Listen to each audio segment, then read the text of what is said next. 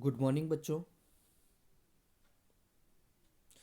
आपका फिर से हमारे चैनल में स्वागत है। और आज हम नया वीडियो लेके आए हैं आपके थर्ड चैप्टर का तृतीय जो पाठ है राष्ट्रम गौरवम स्वराष्ट्र गौरवम। तो उसके बारे में वीडियो लेके आए हैं। तो शुरू करने से पहले आप हमारे चैनल को सब्सक्राइब करिए, अच्छा लगे लाइक एंड शेयर जरूर करिए, बेल आइकन को दबाइए ताकि आपके नए से नए नोटिफिकेशन आपको मिलते रहें। तो अपना बिना समय समय गंवाए हम शुरू करते हैं चैप्टर को। तो तृतीय जो पाठ है, इसमें तृतीय पाठ में आपके स्व राष्ट्र गौरवम चैप्टर का नाम है। स्व राष्ट्र गौरवम, स्व का मतलब अपना, राष्ट्र का मतलब राष्ट्र, और गौरव में यानी गौरव, अपने राष्ट्र का जो गौरव है, यानी किस चीज़ से हमारा हमें राष्ट्र अपने गौरवान्वित करता है, अपने राष्ट्र के प्रति क्या क्या है, क्या अच्छा है, उसके बारे में हमें बताया गया है। इसमें हमारे राष्ट्र की किस प्रकार से गुणगान किए जाते हैं लोगों के द्वारा, तो उसमें क्या क्या दिया है ये चीज़ हमें बताई गई है। तो उससे पहले हमें जो चैप्टर में कहाँ से क्या क्या बताया गया है ये चीज़ हमें देखनी है। तो लिखा हुआ है, अस्माकं चिंतने राष्ट्रस्य अवधारणा अति प्राचीना विदते। अस्माकम यानी हमारा या हमारी, चिंतने यानी चिंतन, विचार या सोच में, राष्ट्र से राष्ट्र की अवधारणा जो अवधारणा है, अति प्राचीना यानी अत्यधिक प्राचीन, विद्यते यानी है। तो हमारी सोच में राष्ट्र की जो अवधारणा है वो अत्यधिक प्राचीन है, अत्यधिक पुरानी है। तो वेदेस्वपि यानी वेदों में भी कहा गया है, वेदों में भी कहा गया है, आ राष्ट्र राजन्य। आ राष्ट्र राजन्य का मतलब यह जो राष्ट्र है, राजन्य का मतलब राजा है, या राजा का मतलब यहाँ शक्ति। तो राष्ट्र में ही शक्ति है। यजुर्वेद में कहा गया है, वयम राष्ट्रे जागरियाम, हम सब राष्ट्र के लिए जागृत हो, हम सब राष्ट्र के लिए क्या हो, जागृत हो, ये यजुर्वेद में कहा गया है। अयम राष्ट्रीय संगमनी वसुनानी, अयम यानी में, राष्ट्रीय राष्ट्र के संगमनी का मतलब है साथ में, वसुनानी यानी धन की वर्षा, यानी मैं जो है राष्ट्र के लिए वाग देवी जो माँ सरस्वती है वह धन की वर्षात करूँ। और ऋग्वेद में इस प्रकार से कहा गया है। इत्यादिषु बहुषु मंत्रेषु राष्ट्रशब्दस्य प्रयोगेन एतत् स्पष्टम् अस्ति। यानी इत्यादिषु यानी इन बहुषु मंत्रेषु यानी अनेक मंत्रों से राष्ट्र शब्द से, राष्ट्र शब्द का प्रयोगेन यानी प्रयोग का, एतत् स्पष्टम यानी स्पष्ट किया गया है। क्या स्पष्ट किया गया है कि जो हमारा राष्ट्र है, देखो तीन जो कहा ये दी गई है, यजुर्वेद और ऋग्वेद में जो सूक्ति दी गई है, इनमें देखो राष्ट्र चीज जो कॉमन है, यानी सभी में क्या बताया है, राष्ट्र के बारे में ही बताया है। तो राष्ट्र शब्द का जो प्रयोग है इस प्रकार से स्पष्ट किया गया है। हमारे जो नीचे मंत्र दिए गए हैं, 11 मंत्र हैं, इन मंत्रों के द्वारा हमारे राष्ट्र का गौरव गुणगान किया गया है। हम आगे श्लोकों को देखेंगे। तो उससे पहले अस्मदीया राष्ट्र संबंधिनी, हम इसमें राष्ट्र, अस्मदीया का मतलब हम इसमें राष्ट्र संबंधिनी, राष्ट्र से संबंधित अवधारणा जो है, अर्वाचीना, अर्वाचीना का मतलब है आधुनिक या नई, पश्चिम आगत्या यानी पश्चिम से आई हुई, यानी हमारी जो अवधारणा है वो क्या है, आधुनिक मानते हैं। अर्वाचीन आधुनिक और पश्चिम से आई हुई मानते हैं, ये मन्यति ये मानते हैं। ते तु वस्तुतः भ्रांत अस्ति, वे लोग क्या है, भ्रांतित है यानी भटके हुए लोग हैं। यानी हमारी राष्ट्र से संबंधित अवधारणा को आधुनिक और पश्चिम से आई हुई मानते हैं, वे लोग क्या है, भ्रमित हैं, वो लोग भटके हुए हैं।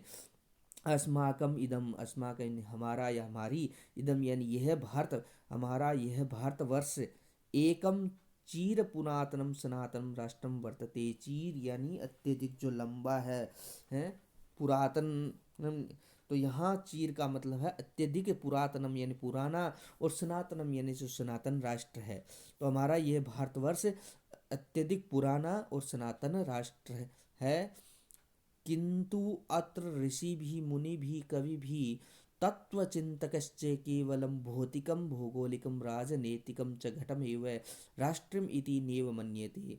यानी किंतु अत्र यानी यहाँ ऋषि भी यानी ऋषियों से, मुनियों, कवियों ने तत्व चिंतन के लिए केवल क्या किया है, भौतिक और भौगोलिक, केवल भौतिक और भौगोलिक और राजनीतिक के आधार पर घटक में व राष्ट्र में न मान्यत, केवल राष्ट्र नहीं माना है, केवल जो है इसको हमारे जो ऋषि हैं, मुनि हैं, जो कवि हैं, इन्होंने केवल तत्व चिंतन के और केवल भौतिक, राजनीतिक और जो है भौगोलिक के आधार पर केवल इसको राष्ट्र नहीं माना है।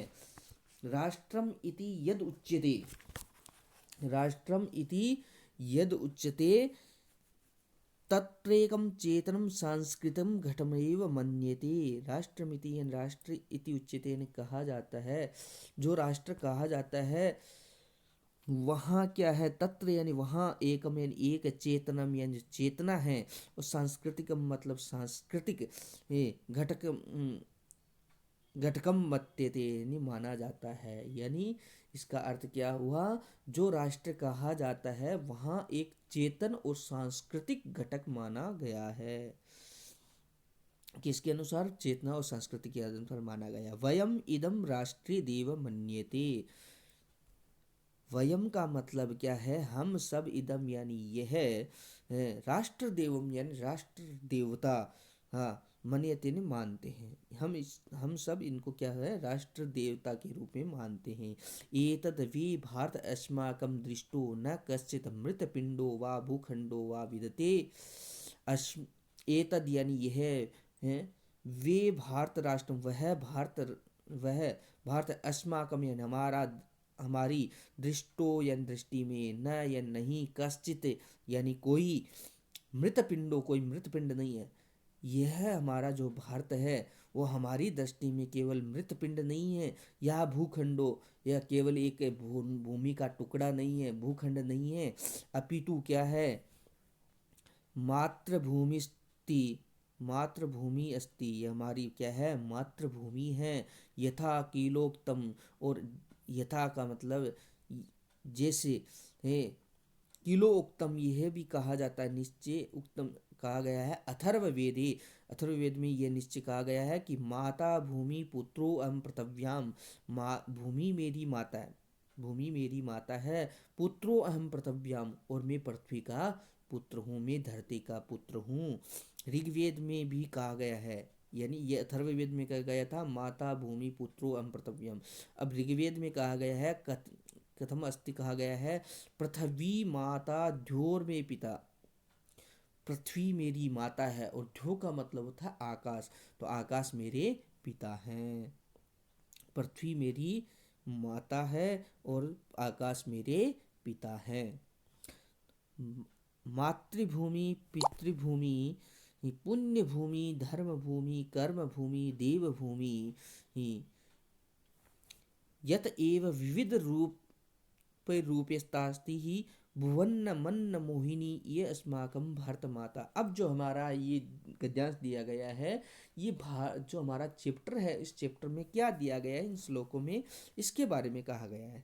तो ये कहा है भारत भूमि, जो हमारी भारत भूमि है, पितृभूमि है, पुण्य भूमि है, धर्म भूमि है, कर्म भूमि है, देव भूमि है, इत्यादि विविध रूप, विविध ही यानी विविध रूपों में, इस रूपे तास्ति भुवन मोही, यानी जो संसार है, इस संसार के मन में, संसार के मन को मोहित करने वाली, ये हमारी जो भारत भूमि है। भुवन मन मोही है, मन को हरण करने वाली, मन को आकर्षित करने वाली, मन को मोहित करने वाली, ये जो हमारी भारत भूमि है। राष्ट्र संबंधी ने, इसमें क्या गया है, राष्ट्र से संबंधी और राष्ट्रीयता संबंधित, और राष्ट्रीयता से संबंधित, और राष्ट्र गौरव संबंधित, राष्ट्र के गौरव से संबंधित, और राष्ट्र भक्ति संबंधित, और राष्ट्र की भक्ति से संबंधित कुछ श्लोक अस्मिन पाठे संकलितास्ति, इस पाठ में संकलित है। यानी हमारे राष्ट्र से संबंधित, राष्ट्रीयता से संबंधित, राष्ट्र गौरव से संबंधित और राष्ट्रभक्ति से संबंधित कुछ श्लोक इस पाठ में संकलित किए गए हैं, इस पाठ में दिए गए हैं। तो हम देखते हैं कि फर्स्ट श्लोक क्या दिया गया है। देखो, आपके ये अत्यधिक महत्वपूर्ण टॉपिक है, महत्वपूर्ण चैप्टर है, जिसमें इसमें से आपके कुछ श्लोक जो है हिंदी अनुवाद पूछा जा सकता है, इनमें से ही आपको संस्कृत भावार्थ पूछा जाता है, इन्हीं के कुछ क्वेश्चन आपके संस्कृत में पूछे जाते हैं परीक्षा में, और कुछ ये आपके जो दो श्लोक आपके संस्कृत में लिखने आते हैं, तो इस चैप्टर से आप याद कर सकते हो। तो ये जो हमारा जो चैप्टर है अत्यधिक महत्वपूर्ण चैप्टर है।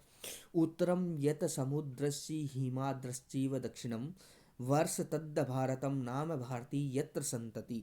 ये कहाँ विष्णु पुराण में कहा गया, क्या कहा गया, देखो, उत्तरम यत समुद्रस्य यानी उत्तर दिशा में है, उत्तर दिशा में यत यानी जो समुद्र से समुद्र है, हिमाद्रश्चैव यानी हिमालय, च एव दक्षिणतम उसके दक्षिण में, यानी समुद्र के उत्तर दिशा में और हिमालय की दक्षिण दिशा में, वर्ष तद्द भारतम यानी वह भारतवर्ष है, नाम उसका भारतवर्ष नाम है भारतीय यत्र संतति। भारती का मतलब है भारतीय, या भारती का अर्थ निकलता है माँ सरस्वती।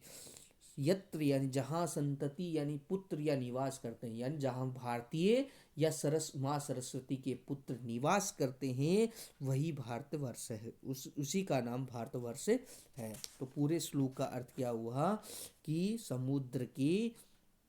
समुद्र के उत्तर दिशा में और हिमालय पर्वत की दक्षिण दिशा में जो भूभाग है जहाँ भारतीय या माँ सरस्वती के पुत्र निवास करते हैं वही भारत देश है, वही भारत देश है। तो हिमालयात हिमालयात समारंभ यावत इंदु सरोवरम तम देव निर्मितम देशम हिंदुस्तानम प्रचक्षते। हिमालयात समारंभम, हिमालयात यानी हिमालय से, समारंभम यानी प्रारंभ होकर, यावत यानी जहाँ तक, इंदु सरोवरम यानी हिंद महासागर है, तम देव निर्मितम, तम यानी उस देव निर्मितम यानी देवताओं के द्वारा निर्मित, देशम यानी देश, हिंदुस्तानम प्रचक्षते उसको हिंदुस्तान कहा जाता है। यानी हिमालय से प्रारंभ होकर जहाँ तक हिंद महासागर है, उस भूखंड को देवताओं के द्वारा जो निर्मित है, देवताओं के द्वारा जो बनाया गया है, उसको हम हिंदुस्तान कहते हैं। तो हिमालय से लेकर हिंद महासागर तक का जो भूभाग है देवताओं द्वारा निर्मित, उस स्थान को हिंदुस्तान कहा जाता है। गायंती देवा किल गीत का, चलो ये बहुत बड़ा वीडियो हो जाएगा, इससे आगे अगले वीडियो में पढ़ेंगे, जो पार्ट 2 लेके आएंगे हम। तो आज के लिए इतना ही, और आप जो इस चैप्टर को अच्छी तरह से याद करना, क्योंकि आपके जो एग्ज़ाम में यह बहुत कारगर सिद्ध होने वाला है। तो हमारा वीडियो आपको अच्छा लगे तो लाइक एंड शेयर ज़रूर करें।